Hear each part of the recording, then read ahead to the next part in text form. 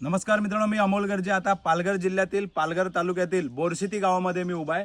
तुम्ही माझ्या मागे हे जे मोरीचं बांधकाम बघताय, तुम्ही बघताय हे पूर्णपणे बोगस बांधकाम तुमच्या डोळ्यांनी पण दिसत असेल। या ठिकाणी जास्त खडी वापरण्यात आलेली आहे आणि या ठिकाणी सिमेंट तुम्ही बघताय की या ठिकाणी हे बघा, ही खडी तुम्ही बघताय, या खडीमध्ये सरळ दिसते की ही आता मला हे काढायचं नाही, हे बोटाने पण निघेल। हे बघा, हे सगळं बोटांनी निघते। हे असं बांधकाम असते का?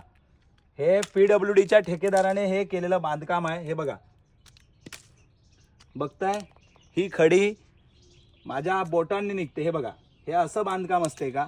हे बघा, या ठिकाणी पूर्णपणे खडी जास्त आणि सिमेंट कमी अशा पद्धतीचं सार्वजनिक बांधकाम विभाग पालघरच्या ठेकेदाराने हे काम केलेलं आहे।